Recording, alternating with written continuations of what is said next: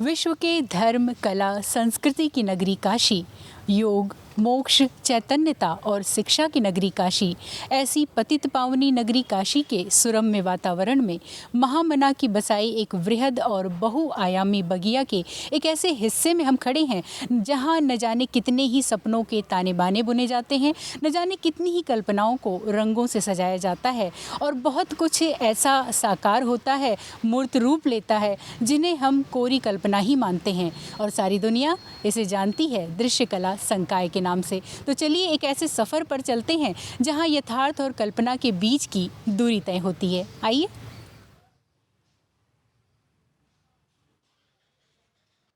और इस समय हम दृश्य कला संकाय के एक ऐसे हिस्से में हैं जहां बच्चे अपनी उंगलियों की थिरकन से मिट्टी पर बहुत सारे आकार दे रहे हैं। ये आकार कुछ चेहरों के हैं, कुछ कलाकृतियां हैं, कुछ मानव आकृतियां हैं। आइए बच्चों से उनके अनुभव को साझा करते हैं। क्या नाम है आपका? My name is Arun Kumar. Arun ji, ये बताइए कि ये आपका इंटरेस्ट शुरू से था या किसी के कहने पे आपने ये सब्जेक्ट लिया? नहीं, मैं हालांकि 9th में जब था तो मेरे जीजू यहाँ पे स्टडी कर रहे थे, तो उनका देखते हुए मुझ में एक रुझान आया कि मैं भी स्कल्पचर कर सकता हूँ। अच्छा।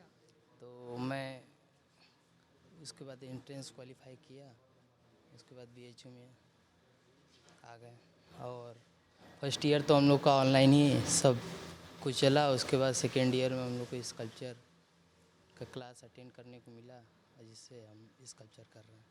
यही तो योजना भी है और यही कुछ महत्वाकांक्षा है हमारे यशस्वी प्रधानमंत्री जी की भी, एक भारत श्रेष्ठ भारत के तौर पे, कि विभिन्न सांस्कृतिक जो विरासतें हैं, जो धरोहर हैं, उनको एकता के सूत्र में पिरोया जाए। आइए और भी बच्चों से मुलाकात करते हैं। विभिन्न प्रांत के बच्चे यहाँ पे पढ़ाई कर रहे हैं और अपने सपनों को एक बेहतर मुकाम देने की कोशिश कर रहे हैं।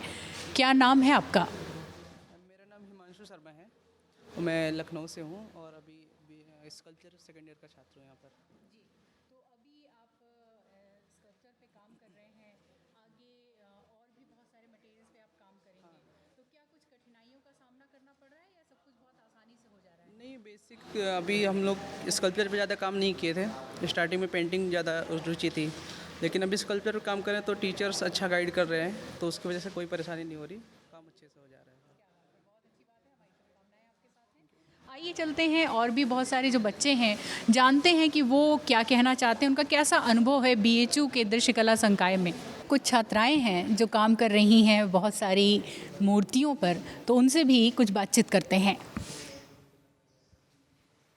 हेलो, क्या नाम है आपका? मैम आराधना। आराधना। आराधना, आप कहाँ से हैं? मैं बिहार से हूँ। बिहार से हैं। तो आप यहाँ पे कौन सी ईयर में अभी पढ़ाई कर रही मैं हैं? 4th ईयर की छात्रा हूँ, मूर्तिकला विभाग, विजुअल आर्ट। जी।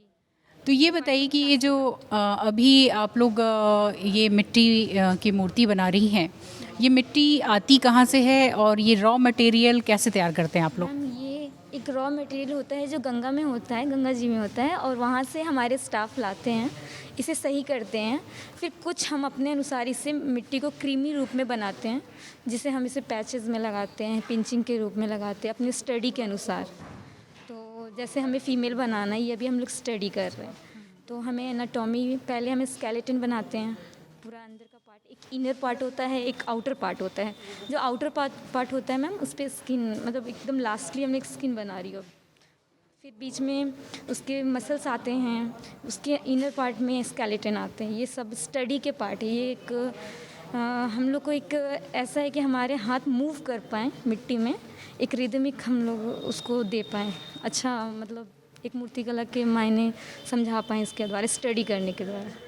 तो एक मूर्ति भगवान ने बनाई है जिसे मनुष्य कहते हैं, तो वैसे ही सारे हिस्से ये मूर्तिकार भी धीरे धीरे उंगलियों से अपने बनाने की कोशिश करते हैं, जिसमें मसल्स, स्केलेटन और फिर त्वचा तक का विश्लेषण किया जाता है। एक बहुत ही वृहद विषय है ये, और इस विषय पर पढ़ाई भी बहुत ही, मुझे लगता है कि तल्लीनता के साथ और बड़ी ही सजगता के साथ करने की ज़रूरत होती है। सर, आपसे कुछ बातचीत करना चाहेंगे? क्या नाम है आपका और अभी किस पद पर आप कार्य कर रहे हैं? मैं अमरीश कुमार, असिस्टेंट प्रोफेसर। जी। तो जो बच्चे यहाँ पे बहुत सारे काम कर रहे हैं और ये रॉ मटेरियल्स जो इन्हें दिए जा रहे हैं, इनकी क्या विशेषता होती है? क्योंकि अगर घर में हम मिट्टी लेकर के कुछ बनाने चलते हैं तो शायद ये खूबसूरती और ये फिनिशिंग नहीं आ पाती है। और थोड़ी मिट्टी की तो प्रकार अलग होती है। कोशिश किया जाता है कि जो गंगे की मिट्टी होती है वो काफ़ी बारीक होती है जी। और चिकनी होती है, तो वही मिट्टी यूज करते हैं। उसमें कंकड़ बहुत कम होता है और मिट्टी जल्दी सूखती भी नहीं है, और यदि मिट्टी सूखती भी है तो उसमें क्रैक भी बहुत कम आता है, इसीलिए इस मिट्टी का इस्तेमाल किया जाता है। अन्यथा सीधे काली मिट्टी का इस्तेमाल करेंगे तो सूखने पर क्रैक ज़्यादा होगा, और हाथ में मिट्टी यदि चिपकेगी तो मॉडलिंग नहीं हो पाएगी। तो मिट्टी ऐसी रहती है कि हाथ में चिपकती भी नहीं है और काम भी होता है। जी। और आइए अब कुछ और बातें करते हैं यहाँ के एसोसिएट प्रोफेसर विनोद सिंह से, जो यहीं पे मौजूद हैं, और उनसे जानकारी लेते हैं कि बच्चों को क्या कुछ सिखाते हैं और कैसे। जी सर, यहाँ जो बच्चे काम कर रहे हैं इनके साथ कैसा अनुभव है और क्या क्या परेशानियाँ या क्या क्या अनुभव आपके रहते हैं इनके साथ में? अनुभव तो ये है कि हम होते हैं यहाँ सिखाने के लिए, लेकिन इनसे बहुत कुछ सीखने को भी मिलता है। तो और सिखाते सिखाते भी आदमी सीखता है ना, कुछ नई चीज़ें हमेशा दिखती हैं। तो अनुभव तो बड़ा अच्छा है, तभी इतने साल निकाले इस प्रोफेशन में। जी। कहाँ से शुरुआत हुई यहाँ पे ये मूर्तिकला की दृश्यकला संकाय में?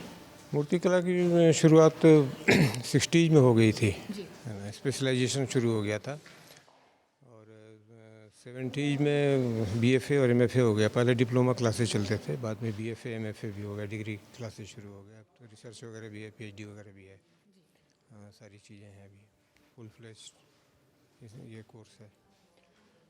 बहुत बहुत धन्यवाद सर। और यहाँ जो बच्चे हैं उनको हम देख रहे हैं कि कितनी तल्लीनता से और कितने जिज्ञासा के साथ वो एक एक अपनी जो कलाकृतियाँ हैं उनको आकार दे रहे हैं, और बहुत कुछ सीख करके बाहर निकल करके देश से, और कुछ सपने अपने हैं जो उनको पूरा करना चाहते हैं। हमारी शुभकामनाएं उनके साथ हैं।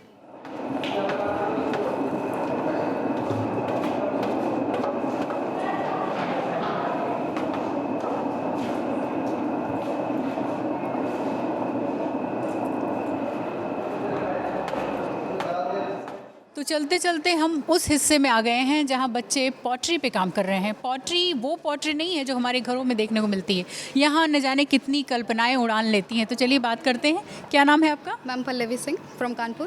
कानपुर से आप यहाँ आई yes, हैं। ma'am. तो आप अभी यहाँ पे क्या बना रही हैं? मैम अभी हम पॉटरी का सेंटरिंग प्रोसेस सीख रहे हैं सेकेंड ईयर में। तो अभी हम वही मिट्टी की नीडिंग कर रहे हैं। तो नीडिंग करने के बाद हमारा प्रोसेस होगा कि हम इसको सेंटरिंग करेंगे, और इसको केक व्हील बोलते हैं। उसके बाद का प्रोसेस पूरा होगा, और पॉट कंप्लीट होने के बाद वो उसको फर्नेस में डालने के बाद फिर कंप्लीट प्रोसेस उसका बाहर निकल के आता है।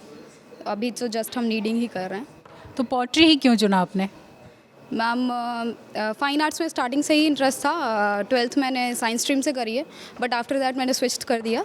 उसके बाद यहाँ का एंट्रेंस दिया तो यहाँ का एंट्रेंस क्लियर हो गया। उसके बाद फिर सिलेक्शन प्रोसेस के थ्रू सेकेंड ईयर में पॉटरी अलॉट हुआ हमें, तो हम पॉटरी कैरी ऑन कर रहे हैं आगे के लिए। तो पॉटरी में कैसा भविष्य पाती हैं? किस तरीके से आप अपना कैरियर बनाएंगी? मैम नॉर्मली देखा जाए तो स्टूडेंट्स वही medical field and IIT and all वही कैरी ऑन करते हैं। हमारे पास भी ऑप्शन था कि हम कर सकें, उसको कर सकते थे, बट ये था कि सभी वही कर रहे हैं। हमें कुछ यूनिक करना था अपना, जो हमें यूनिक चीज़ मिली है एज अ टैलेंट, हमें गॉड गिफ्टेड चीज़ मिली है, उस चीज़ को कैरी ऑन करना चाहते थे। और ये नॉर्मली चीज़ें सीखने को नहीं मिलती है हमें बाहर, क्योंकि डे बाय डे चीज़ें मतलब डिमिनिश होती जा रही हैं। और इसी कैंपस में और इसी भवन के अंतर्गत सिरेमिक वर्क पे भी कुछ बच्चे हैं यहाँ पे अपने कलाकृतियाँ उकेरते हुए। आइए इनसे भी बातचीत करते हैं। तो क्या नाम है आपका? गोपाल कृष्ण डामोर। गोपाल जी, कहाँ से आप यहाँ आए पढ़ने के लिए? राजस्थान, उदयपुर राजस्थान। इतनी दूर आने का फैसला क्यों कर लिया? मैम फ़ाइन आर्ट्स मेरा एकदम फेवरेट सब्जेक्ट है, तो उसी के लिए। कोई विशेषता होगी BHU के दृश्यकला संकाय में तभी इतनी दूर आ पाए? मैम फ़ाइन आर्ट्स में मुझे मतलब यही सब्जेक्ट था। मैं पहले BCom 1 साल BCom भी किया, तो उसके बाद मेरा रुचि इसी में था, पढ़ने में ज़्यादा इतना नहीं था। इसमें भी है, पढ़ाई बहुत है, बहुत कुछ है, लेकिन ये ज़्यादा अच्छा लगा इसलिए।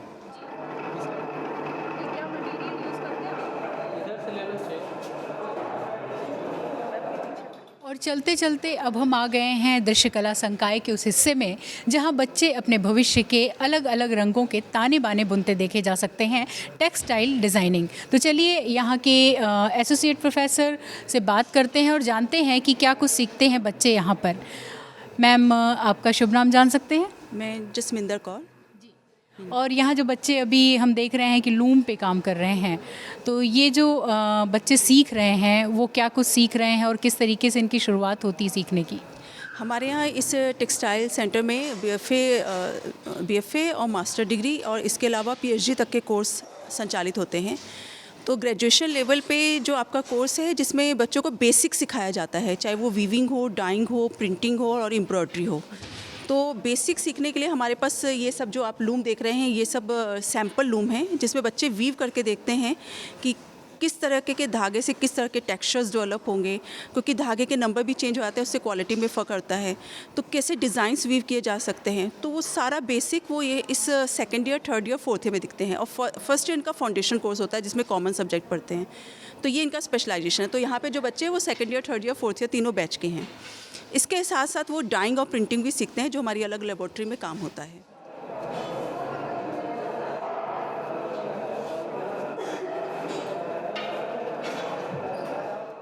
फैशन की दुनिया है, आधुनिकता की लहर है और ऐसे में बच्चे जो टेक्सटाइल डिज़ाइनिंग कर रहे हैं, जाहिर सी बात है कि वो कुछ ऊंचा करना चाहते हैं, कुछ बेहतर करना चाहते हैं। आइए उनसे भी बात करते हैं। क्या नाम है आप लोगों का? जी, हमारा नाम खुशी राय है। यहाँ हम एजुकेशन के लिए BHU में स्टडी है तो हम यहाँ पे रहते हैं। जी, तो अभी आप लोग वीविंग पे काम कर रहे हैं, तो वीविंग पे काम करते हुए कैसा अनुभव हो रहा है आप लोगों को? काफ़ी नया, बहुत अलग अनुभव है। कभी हमने देखा नहीं था, कभी मतलब ऐसे सोचा भी नहीं था कि टेक्सटाइल एक ऐसा फील्ड है जहाँ पे हम जा कर के उससे एकदम ज़मीन से जुड़ कर के काम कर पाएंगे, ऐसे देख पाएंगे। और कितना एफ़र्ट होता है उसमें बुनकर लोगों का, या फिर इन चीज़ों को हम समझ पा रहे हैं कि कितना एक कपड़ा को बनाने के लिए या फिर किसी भी एक चीज़ को करने के लिए कितनी मेहनत, कितना एफ़र्ट लगाना पड़ता है अपना। तो काफ़ी चीज़ें, बहुत अनुभव, बहुत डेवलपमेंट भी हो रहा है। बहुत अच्छा लग रहा है यहाँ काम करके। तो बच्चे न सिर्फ हुनर सीख रहे हैं बल्कि हुनर की कद्र करना भी सीख रहे हैं कि कितनी मेहनत से एक कपड़ा जो हमारे घर में आता है, चाहे वो कपड़ा परिधान के रूप में हो या एक चादर के रूप में ही क्यों ना हो, कितनी मेहनत से वो तैयार किया जाता है।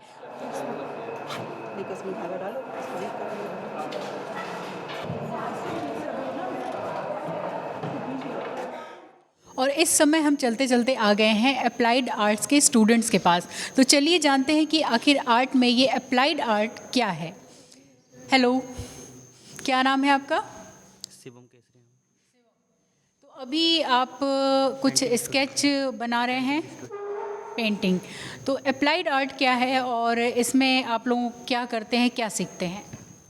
अप्लाइड आर्ट व्यवहारिक कला है। उसमें मतलब कि हम लोग जो भी प्रयोग करते हैं सब कुछ अप्लाइड के द्वारा ही करते हैं। जो भी मतलब जो भी काम करते हैं सब कुछ अप्लाइड के अंतर्गत ही आता है।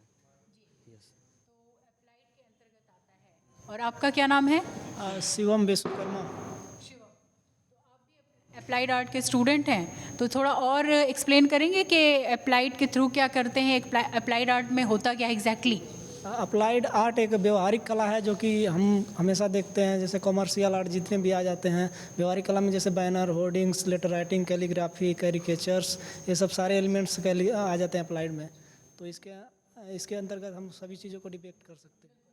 और हम देख रहे हैं कि एक छात्रा बड़ी तल्लीनता से कुछ स्केच बना रही हैं। तो क्या नाम है आपका? श्वेता। श्वेता, अभी आजकल एनिमेशन का दौर है और ग्राफिक्स का दौर है, तो क्या अप्लाइड आर्ट में आप लोग सीख करके उधर भी अपना करियर अपना सकते हैं? ऑफ कोर्स मैम, उधर तो काफ़ी ज़्यादा अच्छा स्कोप है इस चीज़ में। और इस टाइम पे तो मतलब दौर भी है, ट्रेंड भी है सब कुछ, ये ग्राफिक और एनिमेशन ये सब का। और एडवर्टीज़मेंट इतना इम्पोर्टेंट हो गया है हर जगह पे, तो ये सब इम्पोर्टेंट है मैम। के साथ कदम दर कदम ताल करते हुए कला ने अप्लाइड आर्ट की दुनिया में भी कदम रखा और बच्चे सीख करके अब समय के साथ चलते हुए फिल्मों में और बहुत सारे, जैसे कि अभी इन्होंने बताया कि एडवर्टीज़मेंट का दौर है और उसमें इस प्रतिभा के बलबूते वो अपना एक अच्छा करियर बना सकते हैं।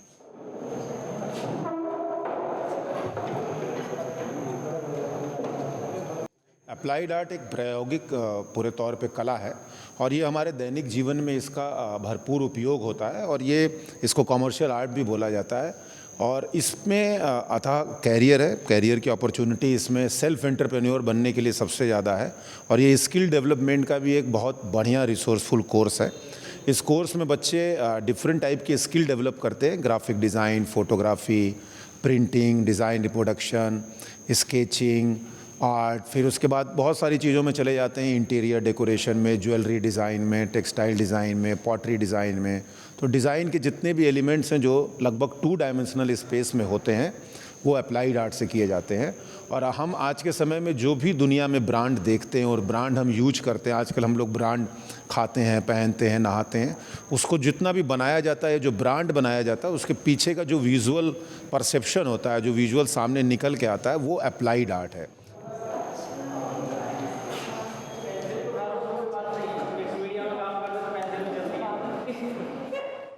और आखिरकार हम दृश्य कला संकाय के उस हिस्से में खड़े हैं जहां न जाने कितनी ही भाववाचक संज्ञाएं और कल्पनाएं बच्चों के पेंट ब्रश और रंग से मूर्त रूप लेती हैं। आइए यहां जानते हैं इन बच्चों के क्या अनुभव हैं, क्योंकि हर पेंटिंग की अपनी एक कहानी होती है।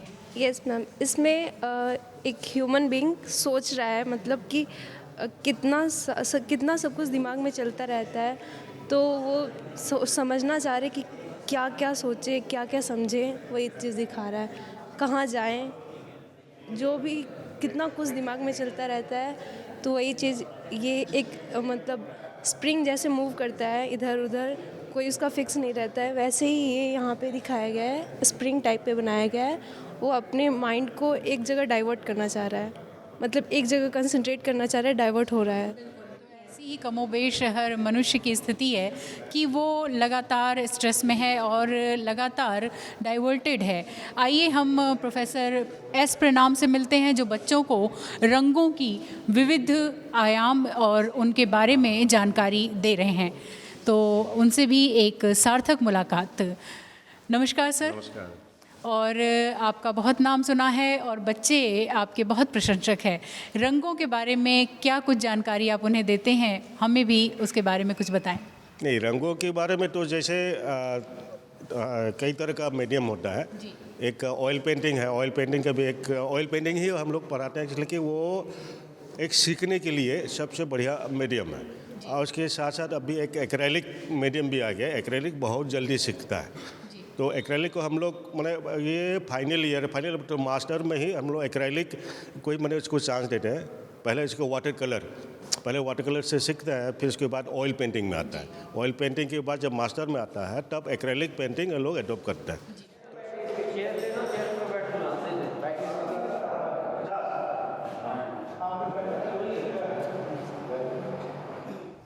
ये संकाय इतने लंबे समय में नई नई ऊंचाइयों को हासिल किया और आज यह देश का नंबर 1 संस्थान है और इसमें हमारे संकाय में 5 डिसिप्लिन में पढ़ाई की जाती है।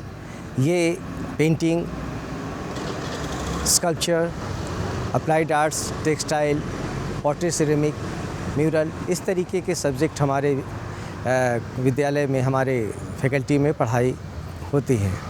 हमारे यहाँ देश विदेश से छात्रों की अच्छी संख्या आती है और यहाँ से पढ़ाई करने के बाद वो अपने अपने देश में जाके अपना नाम रोशन करते हैं।